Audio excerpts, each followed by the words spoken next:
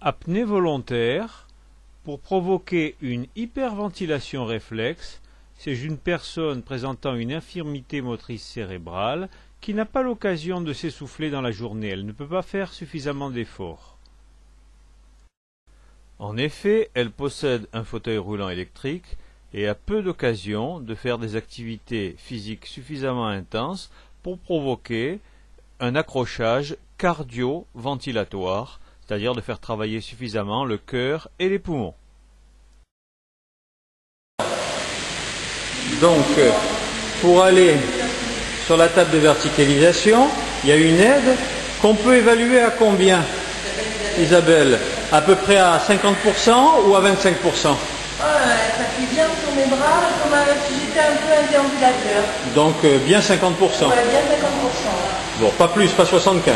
Non. Non, 50%. Donc voilà, évaluation de la... Et là aussi, une aide à peu près de 50%. Surtout pour soulager la nuque. La nuque, voilà. Bon. Alors, les apnées, ça permet de faire travailler de manière réflexe une hyperventilation. Voilà. Combien de temps ça a coûté? On va compter, ça ne sert à rien. Repose-toi. Repose-toi autant de temps que tu as travaillé. Et après, on va compter. Il faut toujours quantifier toutes les performances, sinon on travaille dans le vide. Donc, il faut compter. C'est un impératif. Donc, la dernière fois, tu avais été jusqu'à 30. Il faut essayer d'arriver jusqu'à 35. Voilà.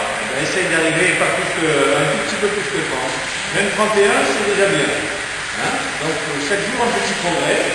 Hein? Et donc, ça permet, quand tu veux, faire travailler la ventilation de manière réflexe.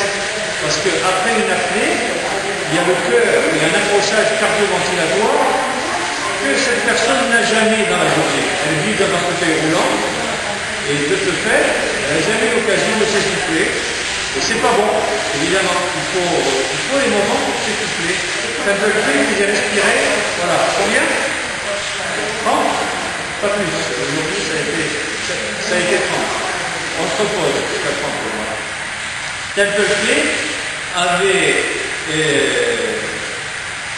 il avait trouvé pour augmenter la respiration des IMC, même des petits-enfants qui ne peuvent pas faire d'apnée, Templeton avait trouvé un sac dans lequel il faisait respirer.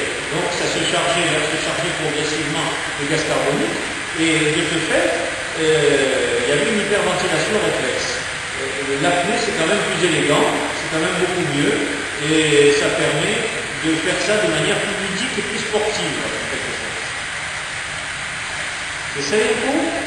Allez, quand tu veux, elle aussi c'est sportive. J'ai l'impression qu'elle se fait. Voilà, elle compte. Et en même temps, elle se fait masser le dos, puisqu'elle a été opérée au niveau des cervicales. Elle avait une compression musculaire au niveau de la colonne cervicale. Et de ce fait,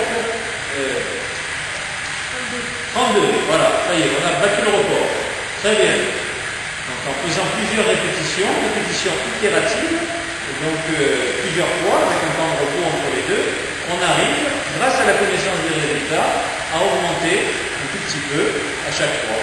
Chaque seconde gagnée est une victoire. Alors, elle va essayer en gardant l'apnée et en ne soufflant pas, parce qu'en soufflant, c'est pas possible de rester longtemps. Donc il faut garder un petit peu l'air.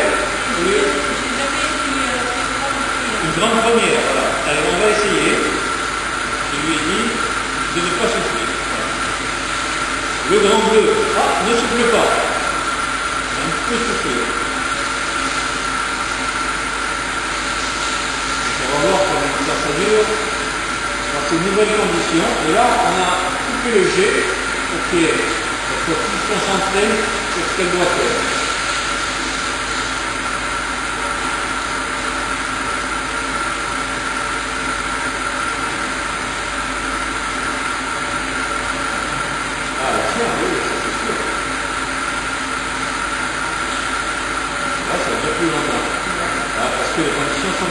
n'avez pas tardé. Elle a appris devant vos yeux la télé-réalité.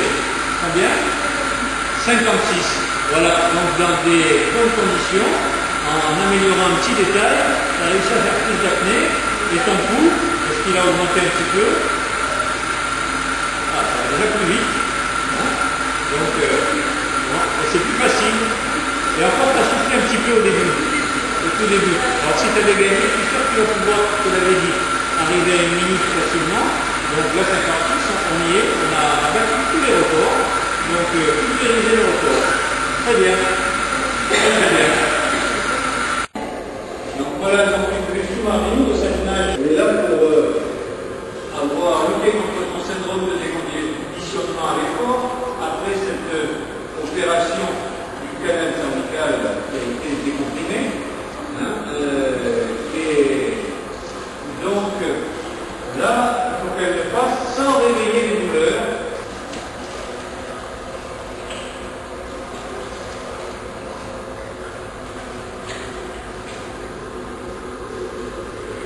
Les gens veulent à tout prix passer le tuba dans la chambre du masque, c'est une erreur parce que ça rend le masque beaucoup moins étanche.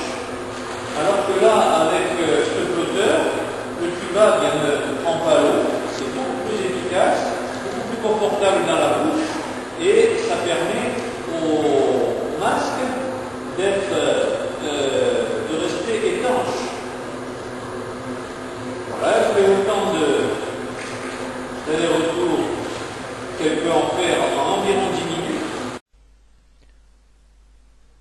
En conclusion, on peut dire que l'entraînement régulier à l'effort cardio-respiratoire est conseillé non seulement pour les infirmes moteurs cérébraux, mais aussi pour la plupart des patients de rééducation, et même pour les sujets sains.